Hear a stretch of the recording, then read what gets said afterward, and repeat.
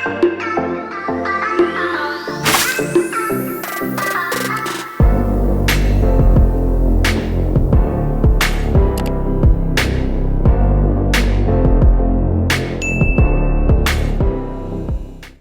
everybody, it's me, Gemma. I'm back. I took a bit of time off from probably about September. Haven't really filmed any videos. I've been started a new job. My dog was recovering from surgery. Loads of things happened this year. I think we all know that it's been a bit of a mental one, and I was sick last week as well and had to get tested for COVID. Luckily though, I was COVID free. It was just a bug, but still it was not very pleasant, so let's just not talk about that anymore. And as you can see, I also have much less hair.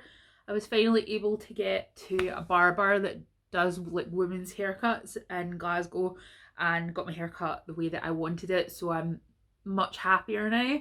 So I wanted to just do some videos. You'll see me in the next few videos. I'll be wearing this shirt looking like an escapee from Tiger King, just the way I like it. And I'm going to start off with my favourites and fails of the year book-wise. So I'm going to start off with the fails because I wanted to get the sort of negativity out of the way. And to be honest, these were books that a lot of other people really did like, and to me they're not necessarily bad, but to me they were disappointing. So I'm going to start off with the Guinevere Deception by Kiersten White. I was all hyped up for this. It's an Arthurian retelling with Guinevere, who's a sort of changeling, a fairy, and she's been sent to protect Arthur. Now, it's young adult, I would say. It's a gorgeous cover, beautiful book, very well written, but I just didn't jive with the storyline to sound like an old person. Spoiler alert here, but the whole storyline here seems to be magic bad, and maybe that'll change in the sequel, but I'm probably not going to go for the sequel. Just not for me. Something I was looking forward to and was a bit disappointed by. I will probably give this copy away to someone else who will enjoy it, so that this will be getting on hold as well. Now, another one I was really looking forward to, but it's getting on hold. And again, I don't necessarily think this is a bad book. I did not enjoy it. It is The Year of the Witching by Alexis Henderson. And this one is set in a sort of dystopian future, alternate present, where people have certain powers, certain gifts, and to be honest, a lot of it takes place within this community that's very fundamentalist Christian, and it gave me a lot of fundamentalist Latter-day Saints vibes, like with the polygamy and just various other different things. Really just left a sort of bad taste in my throat. And I appreciated some things about it, like the main character. I thought she was really well fleshed out, and I appreciated the sort of racism and colorism that had affected her life. But at the same time, there was a lot of things about the main character that I didn't like either. So yeah, and I mean, when it talks about being cursed as well and exiled and stuff, I don't know, I just did not enjoy it at all. And I didn't like the way that the sort of female spirits and stuff were portrayed. Yeah, I just didn't like it. It's going. Bye. Bye. Now that we've got the negativity out of the way, let's talk about the books that I really loved this year. And I'm going to start off with The Tiger's Daughter by Kate Arsenault Rivera. I have had it on my TBR since I started BookTube, not last April, but the April before.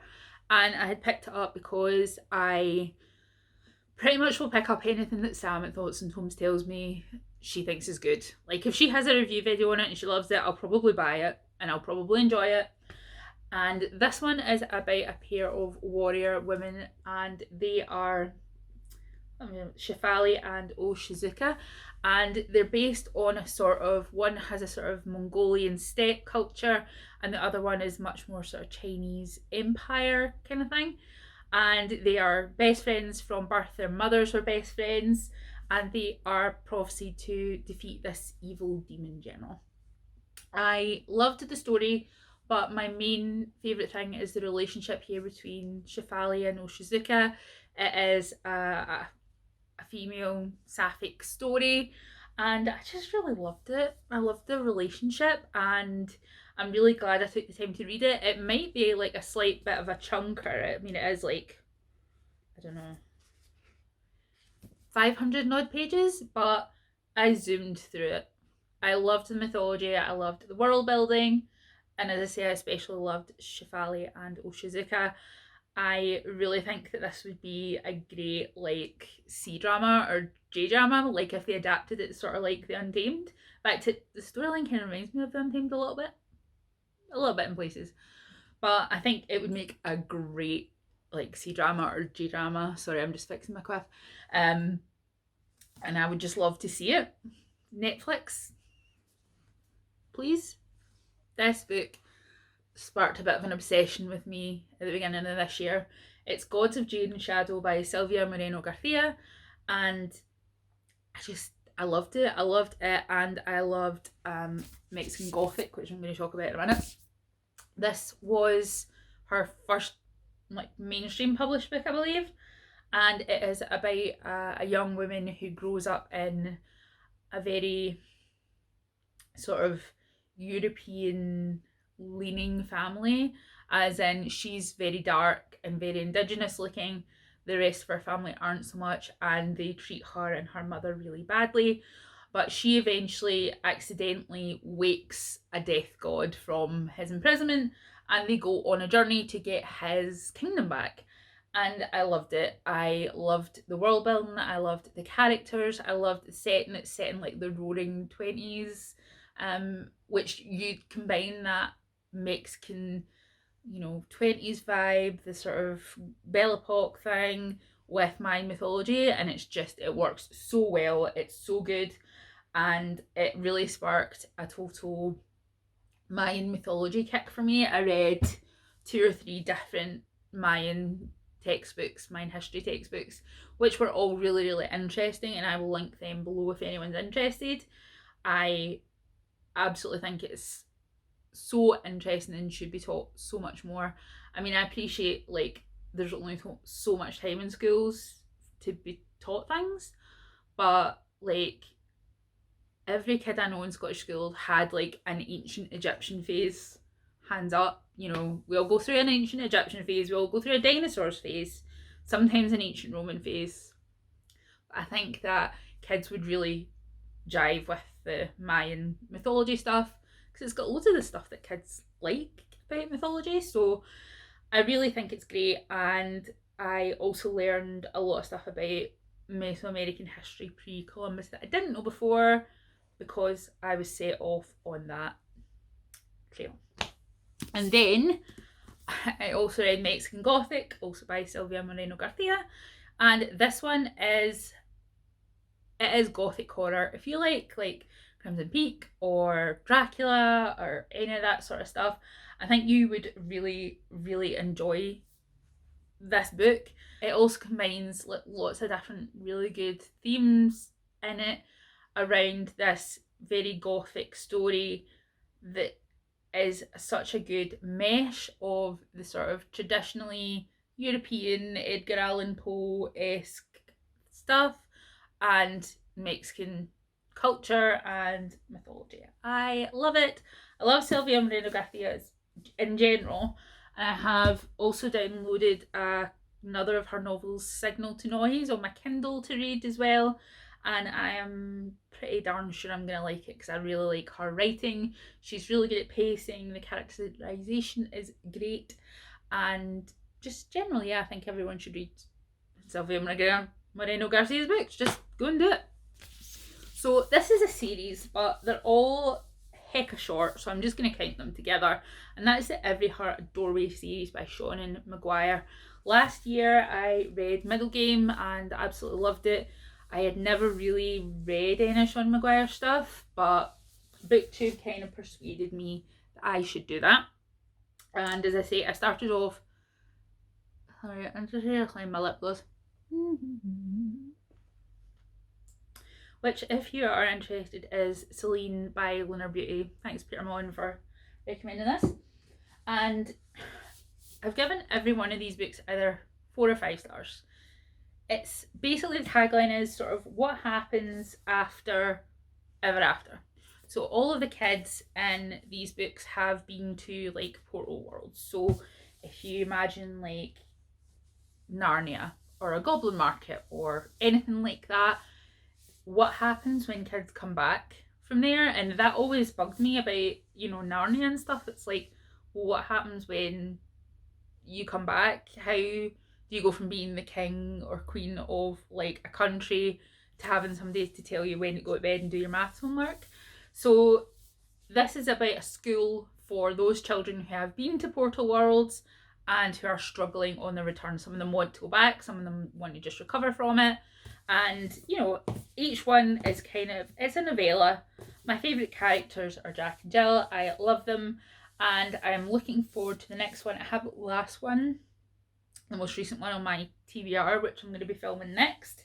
But yeah, these were a great discovery for me this year. And I have also gone on to read other books by Sean Maguire. Feed, I've read that series. And I also read The Drowning Deep as well, which is like Scary Mermaids. So I do recommend Sean Maguire, and I recommend following her on Twitter as well, because you get to know what's coming up next, and I think she's really fun. She plays a lot of D&D and stuff like that. Now, this is the book that wrecked me this year. Not to say anything, but wrecked in a good way, because when I got to the end I was like, what? Give me more. And that is Kingsbane by Claire Legrand. Now, I read Furyborn last year. I had Kingsbane on my shelf for ages, finally got around to reading it, and I was glad that I kept it for a bit later, because this ends up on such a cliffhanger. Holy shit. When I got to the end I was like, you can't leave me like this. This is literally unfair. What the fuck? So it's about a pair of queens, Riel and I can't remember the other girl's name now. Eliana. Riel and Eliana, and they're separated by a long time period. They both have the same kind of magic, and one is prophesied to be a sort of good light queen, and the other is prophesied to be a dark evil blood magic queen. And they are both being manipulated by people around them and by people who have their own agendas, let's say.